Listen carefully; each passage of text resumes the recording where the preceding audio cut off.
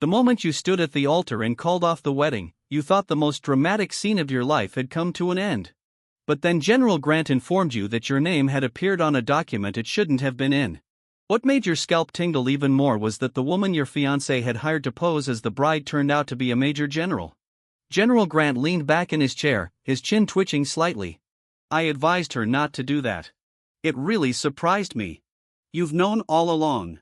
As for what happened afterward, you should be able to understand my decision. I understand anger. But that's not anger. He leaned back in his chair. That's exactly what worries me. I remained silent. He went on, 6 years, yet you're gone in just a few minutes. No, General. I've been gone for 6 years. His gaze sharpened. Once, he treated me as an officer rather than as his daughter's troublesome fiancé. What's happening? The pattern is gradually becoming clear. Price? He didn't take this as a problem. Besides that, my daughter is sleeping with him. I didn't say she was asleep. You're implying emotional infidelity. I met his gaze. I don't need to put labels on things. He tapped the tabletop with one finger. Price is ambitious. I know ambition isn't a crime. No, he's actually quite useful. General Grant almost laughed. You're much harder to deal with than I remembered. I'm making changes. He glanced at me. Then his expression turned serious. Stay away from Redwood Administrative Services. My heart suddenly started racing. Why? That's not a suggestion. I'm not conducting an investigation. And I didn't say you're being investigated. Then why did you bring this up? He stared at me. I've been waiting. Finally, he spoke, because your name had appeared in a document where it shouldn't have been. A chill spread from my chest. What document? A supplier coordination memorandum. I've never dealt with Sequoia before. I know. That was several months ago. Before the wedding. Before rebirth. Before it all happened, I had changed. That memory originally existed in the original timeline. I leaned forward. What's written above? I can't reveal the details. Then why did you tell me? Because someone might be using your professional reputation as a cover. I thought of Owen. In the first life, after the mission failed, questions had surfaced regarding the unauthorized allocation of components. My signature appears on the supporting documents. I thought I'd signed them without realizing it amid the piles of papers. What if everything actually started much earlier? What should I do? General Grant's gaze was fixed firmly on me. Do nothing. This is difficult. But it's also legal. I nodded. I understand. He glanced at the folder on the table. Your course selection has been approved. Yes. Evelyn told me. Of course she knows. You should go. I looked at him. In his first life, he advised me to give up. The timeline is shifting. He seemed to see right through my surprise. You've spent far too long making decisions around my daughter. That sounds dangerously close to Otis's approach. I ask, does everyone already know? He sighed. Obviously. As I got up to leave, he spoke again. Mercer, I turned around. I got something wrong. Just that one sentence alone is worth listening to. He continued, I thought you lacked the ambition to be a commander. I'm waiting. Right now, I feel like you've shifted that ambition onto Evelyn. Yes. He looks a second older. Stop doing that. I nodded once. No longer. When I left the office, my respect for Thomas Grant surpassed anything I'd felt in my previous 2 lifetimes. 3 hours later, Mara sent me a message, do you have a place where we can talk privately? I replied, my home. 7 o'clock. She arrived promptly at 6:58. This time, she wasn't wearing a black jacket. A dark green trench coat, her hair pulled back. She's carrying a thin briefcase. I opened the door. What did you find? Found it. She walked in and looked around. The wall is empty, the wedding photos have already been taken down. The boxes of returned decorations are back. A bottle of unopened champagne. I'm so happy. I've been busy. She put the folder on the table in my kitchen. Inside are the company registration records. Sequoia. 2 holding companies. 1 consulting firm. Then came a name, Hawthorne Strategic Solutions. I know Hawthorne. Everyone in the defense logistics system is familiar with him. A major subcontractor is bidding for a multi-billion-dollar sustainment contract. What am I watching? Redwood has financial ties to Hawthorne through two intermediate entities. This in itself is not illegal. No. She flipped to the next page. These are payment records from Sequoia to a consulting account controlled by Owen Price's younger brother. I squinted my eyes. Source: public company disclosure documents and a private civil file. Legal. She glanced at me. Yes. Why are you investigating this? Because Sequoia paid me to do it. But that doesn't explain such a large-scale investigative effort. She looked directly into my eyes. I'm waiting. Finally, she pulled up a chair and sat down. I've already been researching Hawthorne. Right there. Why? Because someone has been providing them with restricted but non-classified readiness information. You're the investigator. No. So what are you? She leaned back. Do you know about the Joint Strategic Planning Office? I do, but I don't know much about it. It is a high-level, inter-service organization established following several instances of failed overseas combat readiness exercises. It has the authority to assess interoperability among various commands. Yes. I'm working with them. As what? She gave a slight smile. You're about to get angry. Probably. Major. I stared at her. She let silence spread. Then I laughed. I can't help it, not because it's funny, but because it's absurd. The woman Evelyn hired to pose as my bride is a general. Strictly speaking, Evelyn's office hired a contractor who has ties to the censorship operation. I stared even more intently. Explain. Mara clasped her hands together. We suspect that someone is manipulating the contracting channels around the Price project. I need a reason to observe the administrative staff associated with his office without drawing attention to myself. So you forged a personnel file? Right. Then Price's office hired you. That's right. Come be my bride. This part wasn't in the plan. I couldn't help but laugh again. Mara's lips twitched slightly. I had considered refusing. You should. I know. Why didn't we refuse? Because the request came directly through the channel we're monitoring. That makes sense. I stopped myself from laughing. So my wedding became part of an intelligence gathering operation, a review of administrative integrity. This sounds even worse. Maybe. I took a few steps toward the counter. You knew about the Redwoods even before the wedding? I know. Owen is also skeptical. Evelyn. There is no evidence. I turned around.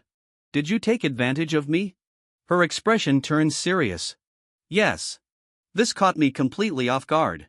She went on to say, I took on a task that put you in an awkward position because it gave me access to the very network I'm investigating. I told myself the substitute plan would fall apart before the ceremony reached the altar, but it didn't. No, you can walk away. Sure. Why didn't you leave? Because I wanted to see who'd panic first. I stared at her. Who? Owen. This matches my memory. How can you tell? When you asked me to lift the veil, he moved even before Evelyn did. He tried to take control of the narrative right away.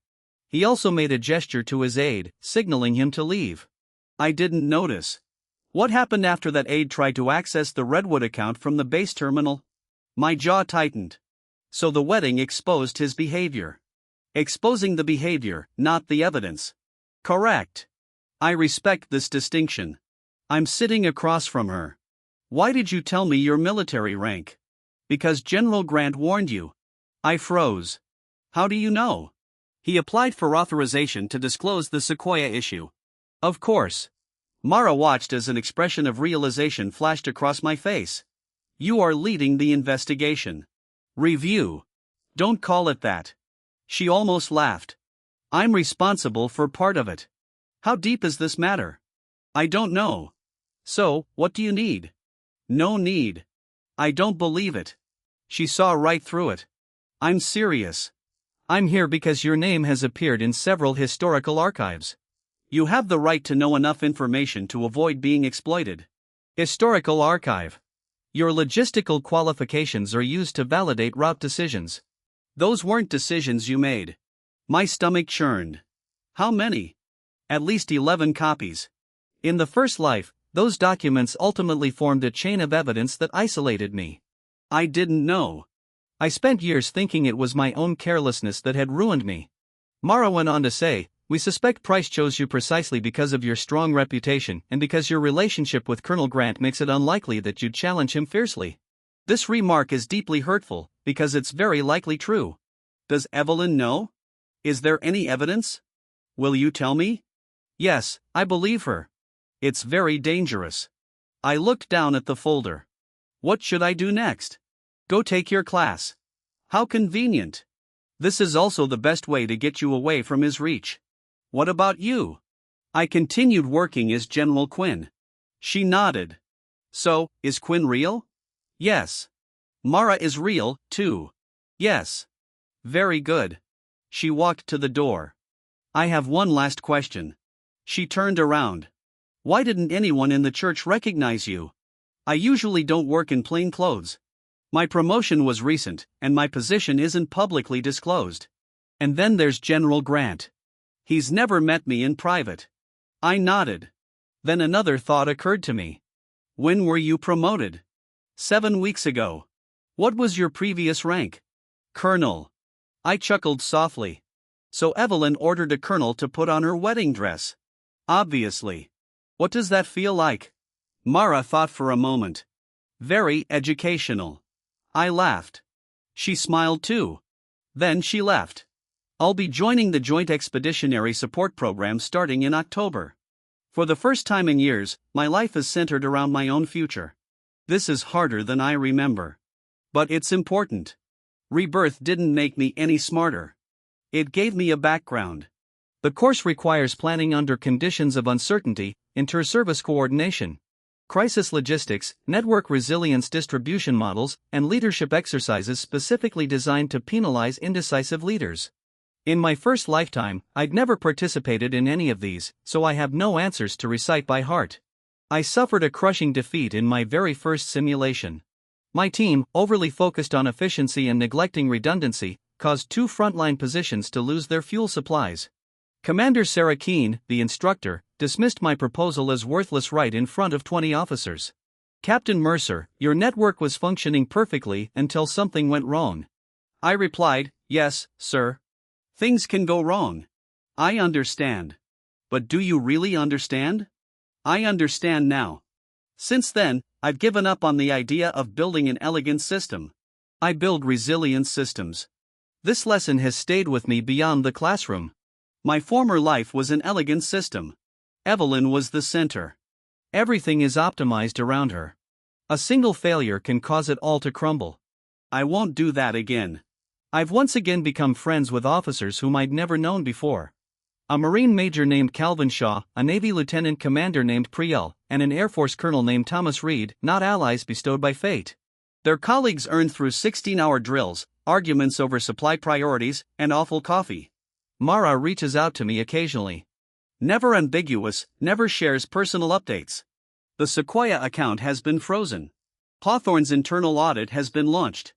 Owen has been temporarily stripped of his contracting authority. Then the timeline took a dramatic turn. December 9th. In the first attempt, Owen's prototype project passed the evaluation that day. This time, it failed. It wasn't me who ruined it. Rather, without my covert support, its flaws were exposed too soon. Owen reacted smartly. He stopped trying to fix the project. He began to protect himself. On December 12th, investigators discovered documents suggesting that I had personally approved several controversial route changes.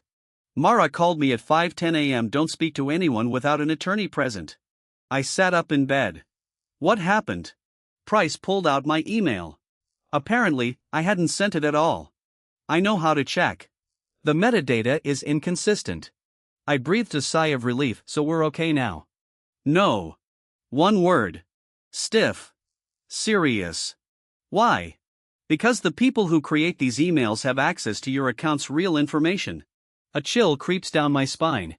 It means we still don't know when your documents were compromised. I'm reminded of something from my first life. A laptop. Owen borrowed it during a joint exercise because his classified terminal had broken down. I gave him the permission, not the password, but that computer has remained logged in ever since. March. What? Last March. The Northgate exercise. Price used my workstation for 20 minutes. Mara fell silent. Can it be proven? Maybe the facility log. I'll check it. What should I do? Go to class. Is this your answer to everything? Because you always seem to want to rush into the fire. I'm thinking about logistics. I paused for a moment. She's caught on. You're thinking about staying. In the first life, I planned to leave the military after Evelyn was promoted to colonel. Right now, I'm still not sure. Maybe that's when he acted like an officer for whom his career truly mattered. There was a quiet pause on the other end of the line. I said, Mara, thank you. Her voice became a bit softer. Don't rush to thank me. She's hung up. 2 days later, investigators confirmed that Owen had indeed visited that workstation.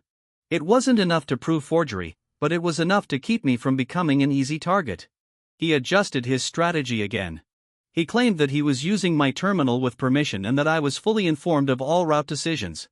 Evelyn called me that night for the first time in months. I almost didn't answer. Then I answered. Daniel. Her voice sounded very tired. What do you want? Owen said you were involved. I closed my eyes. Of course he said it. About what? Redwood. No. He said you introduced him to the route broker. He's lying. He has an email. It's forged. The investigators haven't reached a conclusion yet. But you've already reached a conclusion. True silence. The old ache has returned. It's not heartbreak, it's awareness. The same Evelyn, yet different lives. Daniel, I'm trying to understand. No, you're deciding which version will cause you less loss. That's not fair. Is it? Her voice grew firm. You've changed a lot. I can hardly recognize you anymore. You always say that as if it were an accusation. You're gone. You've cut off all contact with everyone. You suddenly learned something you shouldn't have. Then the investigation began to close in on Owen. Here it comes. Not doubt, not rebirth. It's something more reasonable. Do you think I planned all this? I don't know what to believe. You could start by asking me if I've ever lied to you about your work. She didn't answer. I smiled softly. Goodbye, Evelyn. Daniel, wait. I hung up. Then I sat alone in the darkness. In my first life, I spent years trying to earn her trust. In this life, I finally understand. Trust isn't something you can earn indefinitely while someone else keeps steadily draining it away. 3 days later, Mara arrived at Adams Fort. This time, she was wearing a military uniform, army green. A single star. As she entered the command building, everyone stood at attention and gave a salute. I was in a meeting with Commander Keene when the door opened. Attention, everyone. We stood up. Mara came in, accompanied by 2 investigators and a colonel from the legal department. Her gaze lingered on me for less than a second. Professional, restrained, completely different from the woman in the wedding dress. Everyone, sit down, she said to Commander Keene. Captain Mercer needs to come with us. I stood up. No one asked about the issue outside. She led me into a conference room. After the door closed, I said, You look different. She stared at me. No. What? Don't joke about the wedding. I'm not. You just laughed. I smiled. She pushed a document toward me. We've found the original server logs. My smile vanished. During the Northgate exercise, Price's aide accessed your account credentials from your workstation. Can you prove that it was Owen who gave the order? Not yet. Then he still has some room to maneuver. It's less than yesterday. I opened the folder. Inside were timestamps, access logs, and copies of emails that had been tampered with. The chain of evidence is taking shape. Mara said there's one more thing. She placed a photo on the table, a secure storage area. Cargo container. Route number. I recognized one of them, the medical stabilization unit. Correct. My chest tightened up. Those units were designed specifically for large-scale casualty operations. Where did Hawthorne send them? They didn't send it. What? They have been categorized as transferred, decommissioned, and replaced. The original has never been moved. So they fabricated fake logistics events. Right. For the money, partly. What else? We suspect Price is manipulating the readiness reports to make his prototype project appear more efficient than it actually is. I leaned back in my chair. This explains many things about my first life. After the project's success, Owen was quickly promoted. Evelyn staked her reputation on it.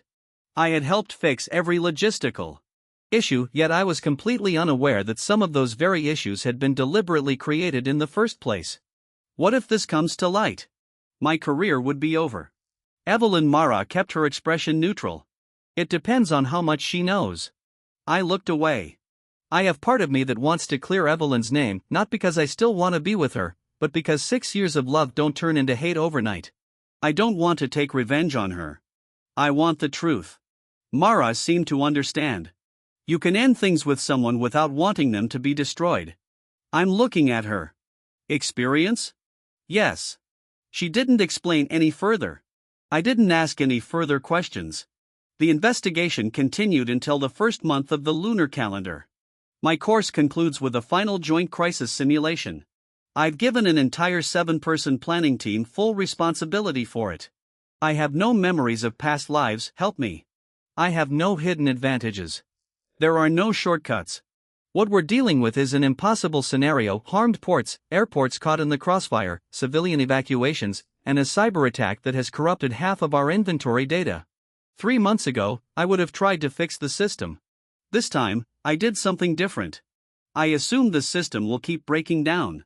We've decentralized power, established redundant supply nodes. And when military routes become vulnerable, we'll rely on civilian trucks for transportation, accepting lower efficiency in exchange for resilience. At the end of the exercise, our throughput was 12% lower than the optimal level. However, our survival rate was the highest in the entire group. Commander Keen handed me the evaluation form. That was the best decision you've ever made. I know the answer. Stop trying to save everything. She nodded. Remember. I did it. In February, I returned to the Fienberg base. The base feels smaller. Or maybe it's me who's gotten bigger inside it. It's not a bigger rank that matters, it's a broader perspective. Otis received me at headquarters. Welcome back. Did you miss me? Your successor created 6 new forms. Efficient. 3 conflicting versions. Not very efficient. She handed me a folder. An order. I opened it and saw, recommended by the promotion committee. Major. I was stunned. Otis grinned. You deserve it. In my first life, I didn't get promoted to major until 3 years later, not because I lacked the qualifications, but because I repeatedly chose missions that supported Evelyn over my own career development. This isn't fate rewarding me.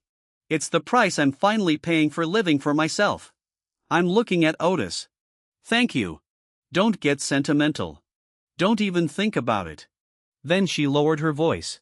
Price had returned to base. My smile disappeared. Reviewed. Unlimited duty. Why bring him back? Lawyer. Of course. The clever defendant won't disappear. He's back. The documents show cooperation with the investigation. They appear to be acting as if they'd been wrongly accused. Owen is on the counterattack. I should respect that more than he probably deserves. This also made him even more dangerous. 2 days later, he tracked me down at the officers' club. I was eating alone at the time. He sat down without asking for permission. You look good. You look like you've got a job. He laughed. He's still so humorous. What do you want? Let's chat. Don't you have a lawyer? You could talk to them, right? This isn't a matter of law, though. That might not be a good idea. He leaned back. They're going to blame Evelyn. I put down my chopsticks. Why? Because she signed the conductor's certification. This is true. In the first lifetime, Evelyn often signed documents prepared by Owen on his behalf. Trusting the very same cup of poison twice, she knows, doesn't she? Owen studied my face. Do you still care? I asked a question. No, she doesn't know. I believe it. Then you should tell the investigators. I said it. So what do you want? He lowered his voice. Documents show that you've corrected the route discrepancy. I made these corrections. If you describe these corrections as routine operational adjustments, it proves that the project is not fraudulent. I laughed. Here it comes. I'm protecting Evelyn. No, you're protecting yourself. Both could be true. I looked at him carefully. This might be the most honest thing Irving has ever said. He went on to say, "You think I'm the villain? I think you're ambitious enough to take advantage of others. Isn't that what generals do, too? It doesn't count as an argument. You've benefited too. Where do you benefit? Your course, your promotion, and your reputation as the man who refuses to compromise." His lips curled slightly. "You've become interesting because the wedding blew up." I almost laughed. What he said wasn't entirely wrong. The conflict forced me to make a choice, but he made a mistake. He believed that change only mattered if it was noticed by others. I said, "I'd trade all my attention just to learn this lesson sooner." He frowned slightly. "I'll go on. My life has gotten better not because you failed, but because I've stopped arranging my life around people like you." His face hardened. "I could still make this difficult. You're welcome to give it a try." He's leaning forward. "You should think about Evelyn." I'm thinking. She'll lose her command. If she signs a false certification, she'll be held accountable for it. Even if she doesn't realize it, that's precisely what command entails. His eyes narrowed slightly. "You've become cold." "No," I stood up. "I became impartial."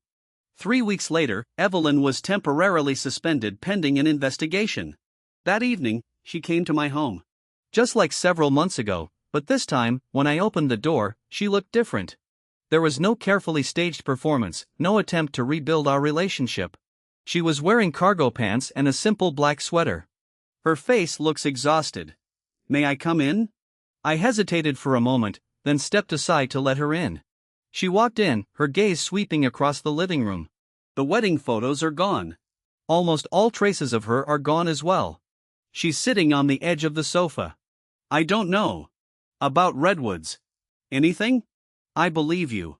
Her head shot up suddenly. "Do you believe it?" "Yes."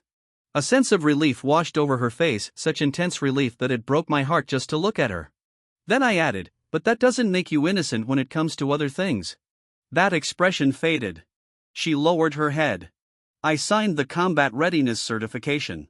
"I know. I trust Owen." "No." He said the discrepancies are being corrected. "I've corrected many of them." Her eyes closed. "Now I know." There was a long silence.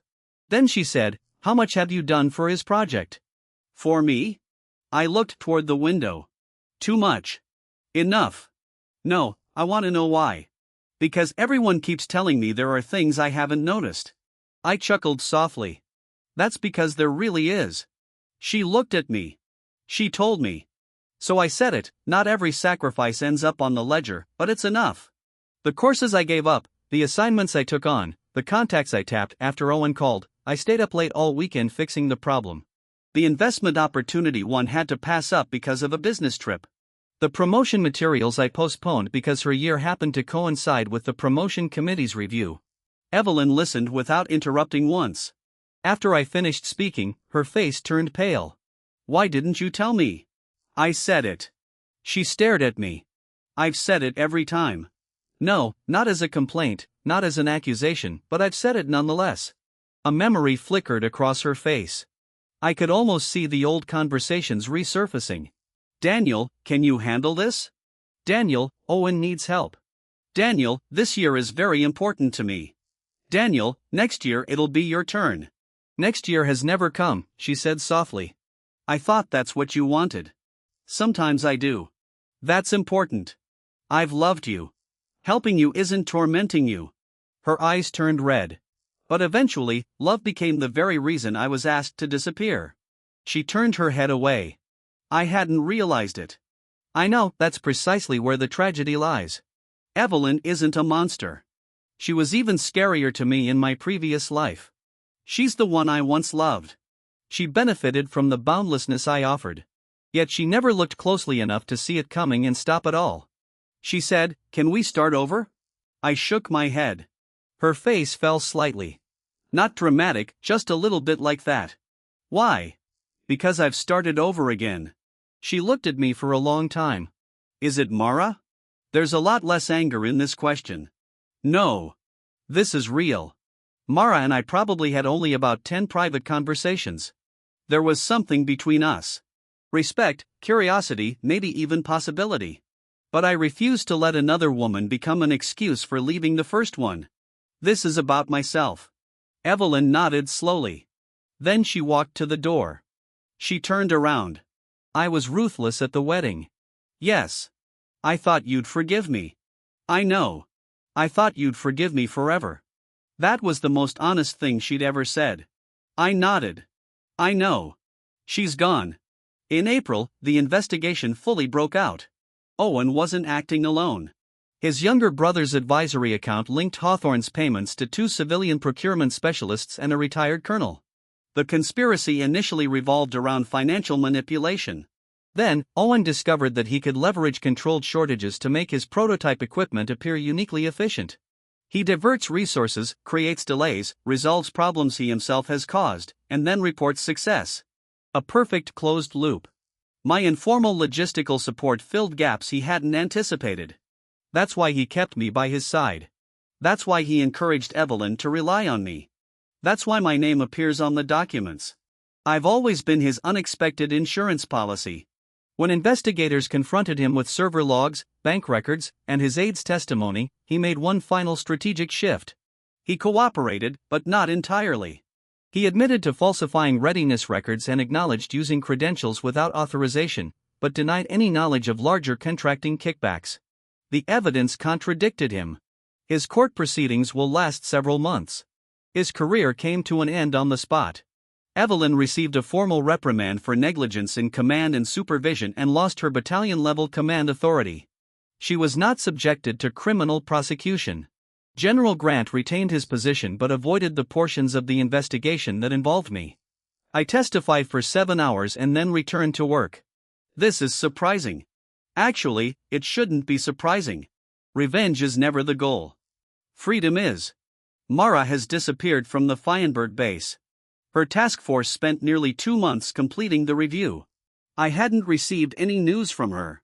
Then an envelope arrived. There is no sender address. Inside is a photograph. The wedding. Someone captured the moment when Mara lifted her veil. I stood beside her, looking surprisingly calm. Owen was in the aisle.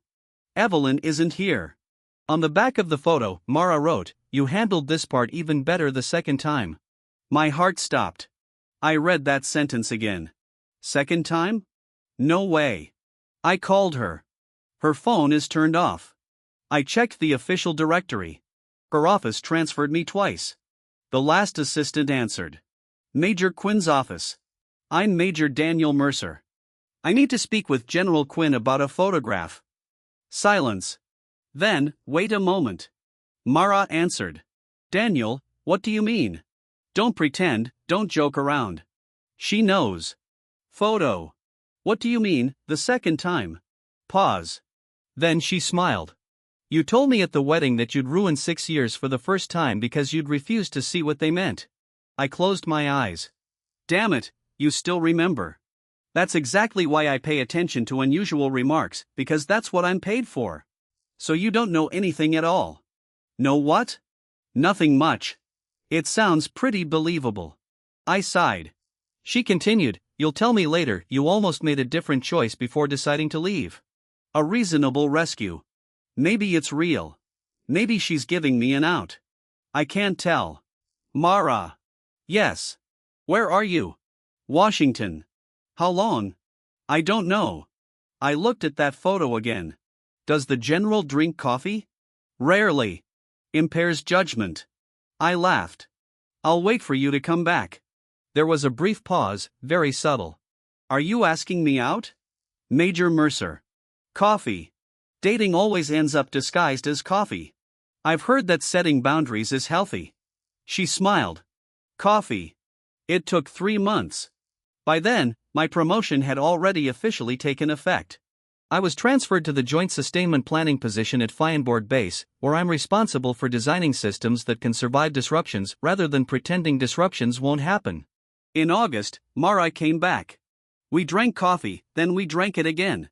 There was no drama, no mad infatuation at first sight, no novel-like romance. We often argue. She thinks I plan too much. I think she treats uncertainty as entertainment. She travels frequently for business. I refuse to adjust my schedule around her itinerary. She was very satisfied. This is very fresh.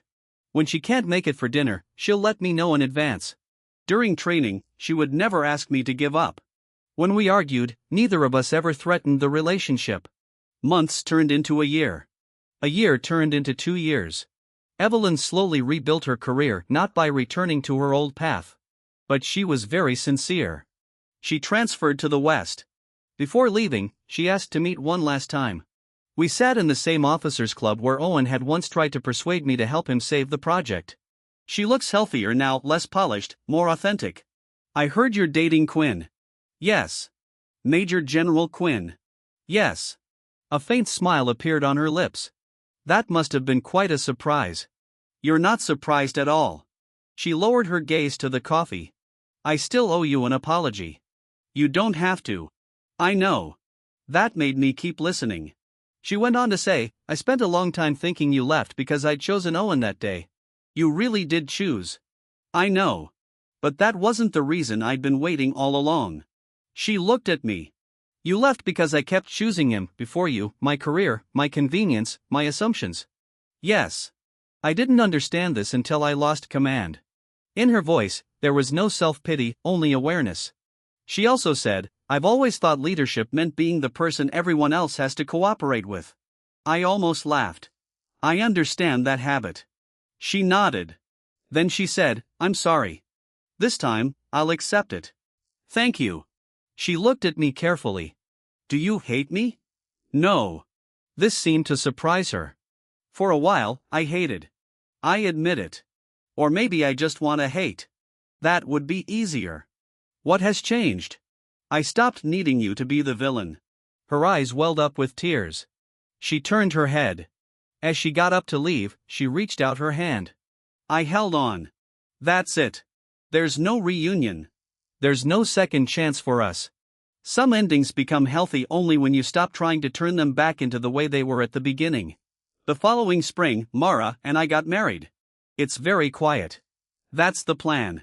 12 guests. A small court outside the Fiendberg base. No wedding dress, no military academy uniform, no church, no stand-in bride. Then the Ministry of Defense blew it all completely. 3 days before the wedding, Mara received her second star, Major Mara Quinn. Her promotion ceremony is scheduled for the same day at Fort Houseman Base. She called me. I can change the wedding time. No, I can't. The promotion ceremony involves half the base. I know, Daniel. We can't cancel the wedding again just because of military scheduling. Silence. Then she started laughing. It wasn't funny. This is so funny. We're getting married. We'll wrap up at 10. Yes. Your ceremony is at 1 p.m. Yes. Very good. She lowered her voice. You know people will notice. I've been through those experiences. We got married at 10:16 a.m. On a sunny Friday. She wore a simple cream-colored dress. I wore a dark-colored suit. My parents cried. Otis served as the best man. Mara's brother almost lost the ring. No one is standing in for anyone. No one is late. No one ever puts career opportunities ahead of a vow. As the judge declared us husband and wife, Mara looked at me with those gray eyes, the very same eyes I'd first seen beneath Evelyn's veil. Do you have any regrets? She raised an eyebrow. There is one. How much introduction fee should we have charged Owen in the first place? She smiled at my shoulder. At 12:30 in the afternoon, we drove back to the Fiendberg base. Mara changed clothes in the command building. My parents and I waited outside. The promotion ceremony was held at the main parade ground. Hundreds of soldiers lined up in formation. The troops from each unit stood in formation. Senior officers gathered near the reviewing stand. I've attended countless military ceremonies. This one feels different. Maybe it's because I know the woman who holds a military rank. Maybe it's because I've remembered a scene from another life, lying in a hospital bed. Maybe it's because 2 years ago, standing in the church, I thought humiliation was the worst thing that could happen to a person. But it isn't. Losing oneself is even worse. The band fell silent. The chatter came to a halt. Then Mara walked in through the headquarters building's door. Dress uniform. 2 stars. Every commander reacted at the same time. Attention! The military posture commands echoed across the parade ground. Military boots stamped firmly on the ground. Keep your back straight. Hundreds of soldiers stand at attention simultaneously. The officers raised their hands. The entire base seemed to come alive, saluting my wife. A salute to my newlywed wife. For half a second, the memory of my first wedding collided with reality. An ivory-colored veil. Owen's hidden smile. Evelyn's empty seat. Mara stood beside me, pretending to be my stand-in. Fake bride. One-time humiliation. But she was never expendable. Neither am I. My mother said softly beside me, "Daniel." I looked at her. She was staring at Mara. "Does Evelyn know?" I laughed. "I don't know." My father covered his mouth. Mara walked to the review line. Then her gaze found me. Military etiquette kept her expression unchanged. Yet the corner of her mouth twitched ever so slightly, so subtly that it was almost imperceptible. General Grant stood several rows away. He looked a bit older now. He glanced at me. Then he looked at Mara. A flicker of understanding crossed his face. After the ceremony ended, the officers gathered around Mara. "General Grant is coming toward me, Major Mercer." "General." He looked at my wife. Life truly is full of humor. Obviously. He hesitated for a moment, then said, "Evelyn found out." I nodded. "Is she okay?" "Very well." "That's enough." He reached out his hand. "I've got it." "Congratulations." "Thank you." Then he left. I found Mara at the edge of the parade ground.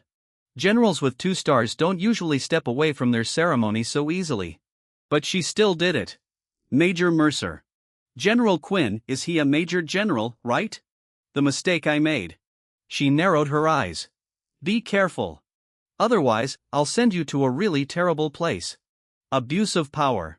Marital privilege. I bet that's not covered in the regulations. We could write a supplementary clause." I laughed. She reached out her hand. There was no hiding, no drama, just certainty.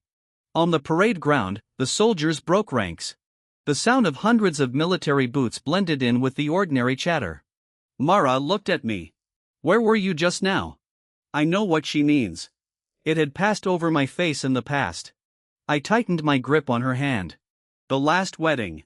Her expression softened. "Awful. Very fake." "Almost." She leaned closer. "That woman sounds very suspicious." "Very much so." "What happened to her afterward?" "I married her." Mara smiled. I looked toward the distant expanse of Fort Houseman's base. In the first life, I believed that loyalty meant staying, no matter what happened. Endure, sacrifice, and forgive even before others ask. Make yourself so indispensable that no one could ever leave. I was wrong. Loyalty without boundaries is surrender. Love without choice is dependence. Loyalty without self-respect is merely another way to disappear. This life didn't give me perfection. Instead, it gave me consequences. Difficult decisions, an uncertain future, a career I had to earn on my own, and a relationship that requires 2 whole people to sustain it together. It gave Evelyn the freedom to face what she had done without needing me to punish her forever. It gave Owen the consequences that came with his choices. It gave me something I'd never had in my first life, my own direction. Malala tugged on my hand. "Let's go." "Where are we going?" "You promised to treat me to a meal. You've just been promoted and just gotten married. You've been busy all day."